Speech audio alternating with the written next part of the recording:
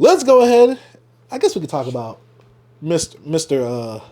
Biggie, Mr. Notorious, Let's get Mr. it. Christopher Wallace. Why put in Biggie? The Ready to Die album, 30-year anniversary. This Yes, album sir. came out September 13th, 1994, a year before I was born. A year I was born.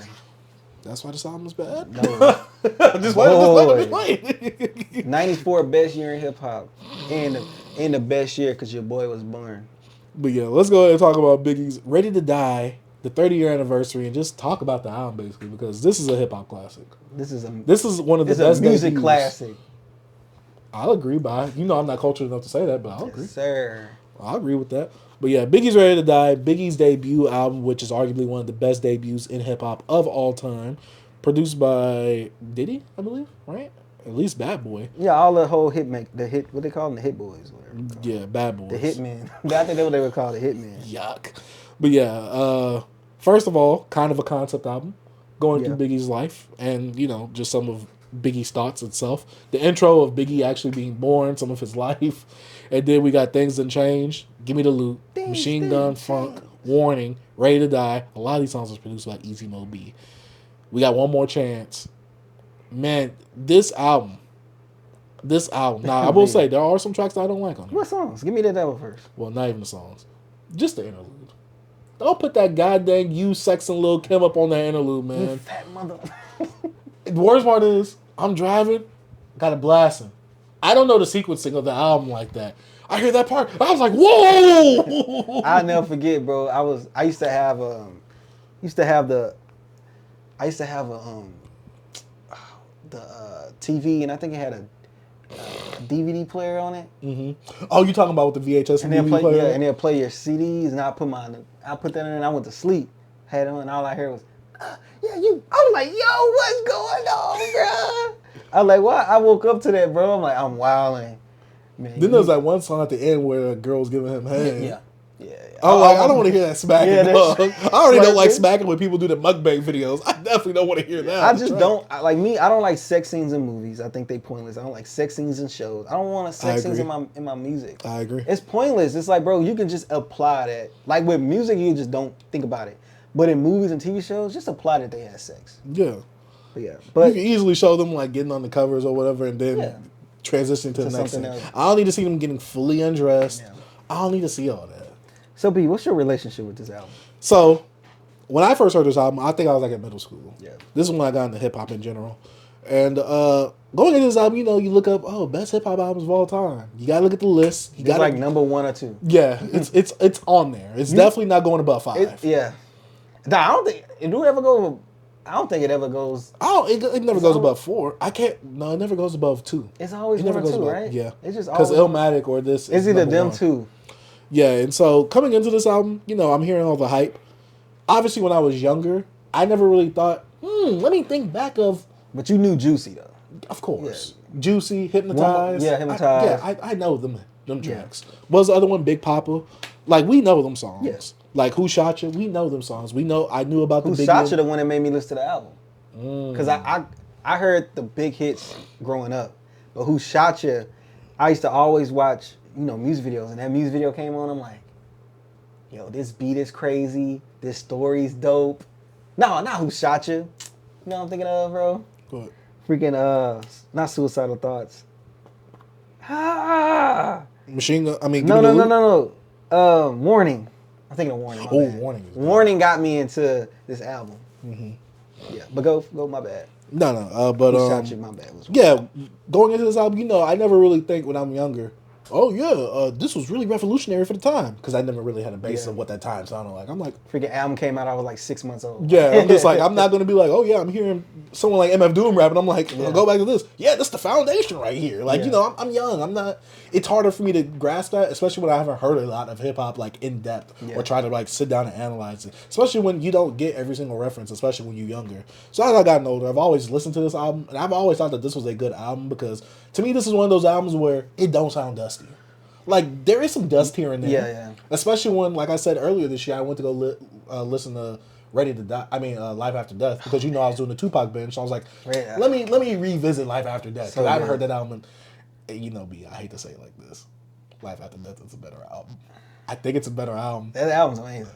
The production is way better. Oh yeah, much better. And it's double disc. Yes, exactly. And to me, I'm like, there's some songs here and there. I'm like, all right, I could have done with that, but either way, I'm like, the production was still good on. My favorite song, Biggie songs on there, "Sky's the Limit." That song's good. I love that song. That song is so inspirational to me.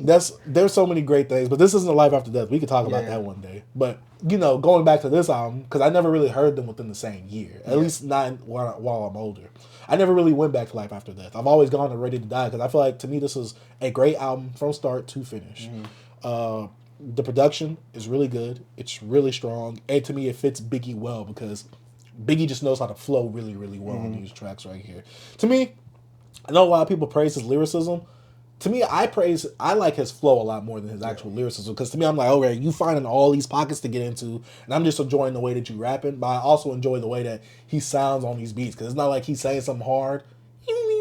No, everything fits what he says on these tracks. You can tell that he's a heavier dude the way he actually talks. And how he sounds, his voice is really good. The flow is just amazing. Yeah, and so when he calls himself like I'm a fat mother effer, I feel that. Yeah. And then like with Biggie, you could tell. Like, I don't know if you ever watched the Biggie documentary they put on Netflix. It's really good. It shows him singing. It shows him singing in the documentary, bro. It's hilarious, bro. What song is it? You want the old thing back? Yeah, but he was here. But he was also singing like some Jodeci, bro. And I'm like, dang, Biggie gotta sound good, bro. I haven't seen that. I need to see it. It's a really good. You said it's on Netflix? It's on Netflix, I believe. Yeah. It's not bad at all, bro. And like, but Biggie, you could tell like he's a huge fan of R&B. Even though from the references he put a Jodeci song on, even on there. Even some of like the references he make about like R&B groups and stuff. But like one thing what was so legendary about this album as well is how he was marketed and how what P Diddy did with like the pop songs and mixing them with hip hop or not, and then him rapping on it just so smooth and flow the flow like on Juicy. Like come on, bro, the Juicy's the do. What they call I forgot the name of the group. It's the man and the woman. Yeah, but I'm trying to think of the name of them. I almost say I can teach it. Nah, bro, it's Matune. I can't think of the name. Go ahead, you keep. But yeah, but like man, just what Puff did. Matune, Matune. Juicy Fruit. Yeah, Juicy Fruit.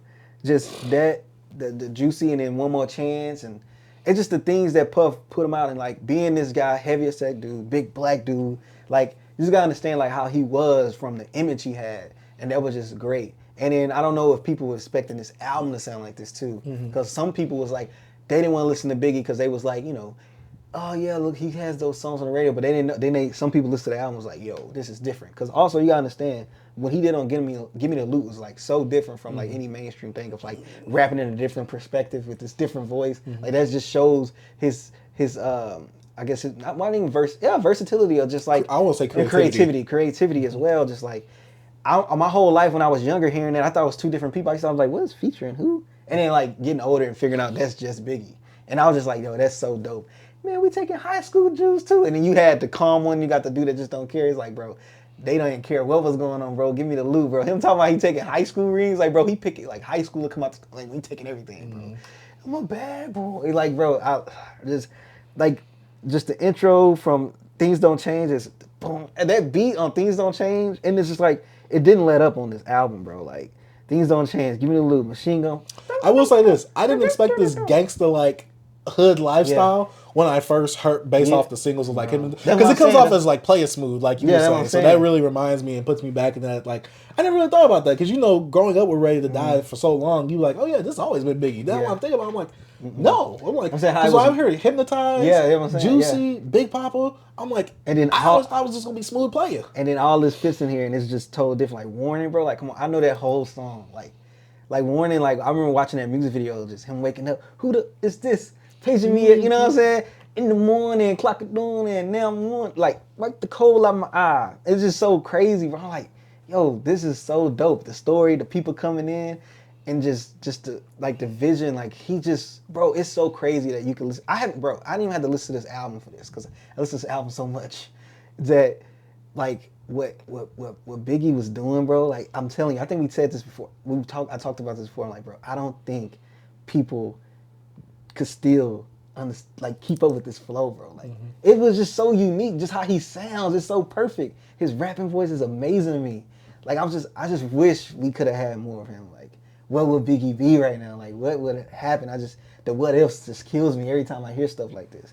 And that he was so talented and just oh man, so charismatic for the guy he was, man, and just oh my god, this album's amazing. Like What Child is amazing. Life After Death is amazing, but Greater Dies is still the best, bro. You think it's his best album? It's just because of like it's what 17 tracks, 19 tracks. Mm-hmm. It's just bro, Suicide is really 17 because Who Shot You and Just Playing. Those are like deluxe. But Suicidal Thoughts, bro. Especially with that subject matter, especially like for back then. Bro, for back then, we say, I want to go to hell. Mm-hmm. Bro, come on, man. God might have me on some really strict, not sleeping all day, not getting my. Mm-hmm. Come on, man. He don't want to be in heaven with the goody goodies dressed in white. I like black. What do you say? I like black Timbs and black hoodies. Man, come on, man. Like, it's just different, bro. Like, Suicidal Thoughts. When I heard that, I was like, yo, this. I remember the first time I heard it. It was also outside of the album, and I was just like, yo, this is crazy. This is sick. For me, I heard it inside the album. Yeah, I heard it outside of it. I'm like, yo, this is crazy. But Warning was like, I got to listen to this album. Because I think I heard Suicidal Thoughts before Warning. And I'm like, because, bro, 06, around like 06, I was just on YouTube, bro, just wilding. And I'm like, yo, this is crazy. Then that's when I figured out LimeWire, and I just downloaded this stuff. But like, oh my God, bro, this album, is just really iconic. And just, man, Big Papa, like, come on, these are songs that's like we known growing up. But never tired of them. I mean, you hear it in this album just so complete. It's like one of the, like, it's probably the perfect debut. Cause like, yes, Illmatic, like I said, it can go back and forth with Illmatic in this album. It's like the best debuts or like my favorite out the two. Mm-hmm. Because you can see like with you can have more pressure on Biggie. Cause Biggie came out with the hits. He has more songs on here. I feel like the production varies more than Illmatic. Oh yeah. So I don't know. And it's like a 180, especially based off of the actual. I don't know, man. Now see how I'm talking about this album, and now I'm down in Illmatic. Just see, my thing is, I said, look, I was glazing Illmatic when we did that review. Yeah. But the more I think about it, because I've been on that, it was written as a better album than Illmatic. Yeah.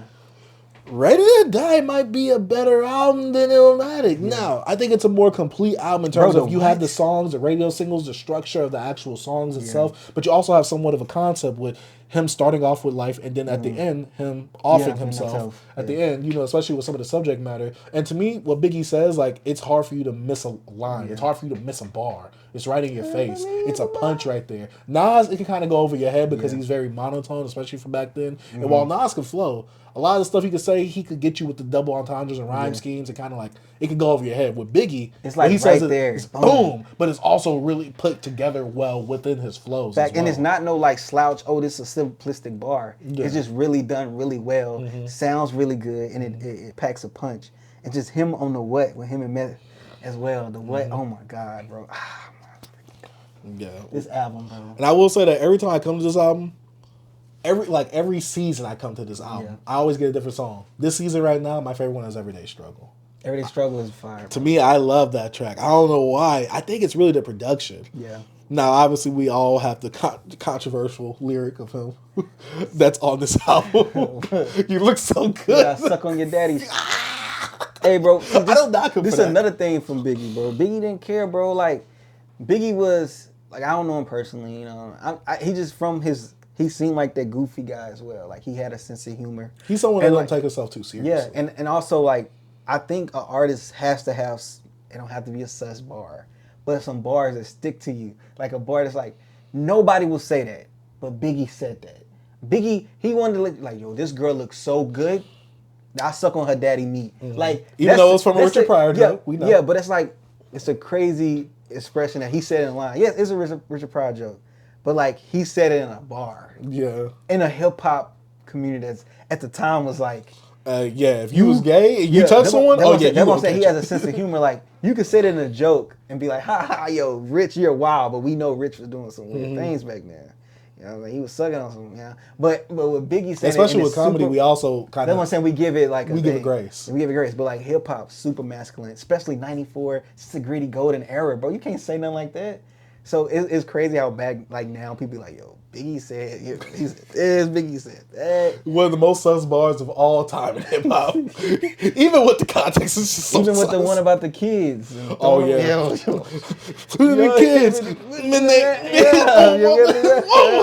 Hey, DMX, he took after that too. It's like, man, but yo, this album right here is just so iconic. There's not much more we can really say about this, bro. But just talk about the impact it has, to the community, to the culture, and just what Biggie means overall. Even Puffy, bro, like just the stuff that the masterminds behind this, the marketing of this guy, bro. And it's just it's so impactful that it's still for the day, bro. Like it's still impactful. This album still Biggie is still in conversations. This dude died in '97, right? Yeah, 97. Life After Death came out in 97? I thought it came out in 96. Ain't 97? I think it's 97. Pac died in 96. Yeah. Yeah. So it's just like this, bro. This when someone impacted like that. He can't, if he's not in your top 5, do you know hip hop type stuff? It's like, if you just not saying your favorite, but just, if you got, top 5 rappers that, you know what I'm saying? That apart, like, bro, Biggie has to be there and he don't drop. Like, he don't, because it's still people that can't do what he was doing. Because, come on, bro. The dude can rap. So if we were to come up with a top 5 most impactful / influential artists, Rakim is in there. Yeah. Biggie's in there. Yeah. Pac is in there. Yeah. I don't know who the other 2 spots is. Wayne could be in there. Kanye. Because if we're not going by just rapping, just if we going rapping, impact, influence. I think Kanye, Wayne. Besides the sales. I think Jay-Z will fall into 6 to me. 6, 7. Him and Drake be up in there. Oh, yeah. Yeah. I'm thinking. But yeah. Overall, Biggie, 1, very great discography. Oh, man. 2 phenomenal legendary albums. Wish we had more. Yeah. But also, such a legendary debut. Ready to Die. And iconic album cover. Who people still use today, like Kodak when he used that album cover reference. And hey, remember when Ghostface kind of called Biggie out? He said, "You're still in Nas." Oh yeah, off of Raekwon's for keeping links. I don't want nobody sounding like me. Oh yeah, you biting off the style, man. But like having like Babies, Childs, and all this type of stuff on your album covers. You had Nirvana with what they joined, Biggie, Nas are like the top 3 album covers with kids on them and stuff like that. But yeah, bro, it's pretty dope. There are some things where when I used to want to buy the vinyl when I first got into vinyl collecting, people didn't play it didn't have the whole album on there. But also people were like, this sounds different compared to the 94 version. So I'm just like, do we have the 94 version on streaming services? Or is there like a different sounding version? Remastered. Well, I know it's the remaster, but I'm just like, how does that actually sound? I had the OG bootleg. Bootleg? It was worth a lot. For a bootleg? Did it sound like it was an OG? It's from the 90s. It was like that. But it was a bootleg. It was an old like pressing, like a fake promo pressing from the 94 something like that. Did it sound like the album? No, it sounded real good. Like I sold that joint for a lot of money. You couldn't even sell it on Discord. Discogs. Discog, my bad. You couldn't even sell it on Discogs. Yeah. Look at this, man. I'm just saying. Yeah. I got connections. Boy. Give me the loot. Nope. But yeah. I'm a bad boy. Man, this album's amazing. Yeah. But yeah, that's about it for Ready to Die. I think it gets the BBC thumbs up. Oh, yo, 10 out of 10, bro. For real. I enjoy it. No skips on it.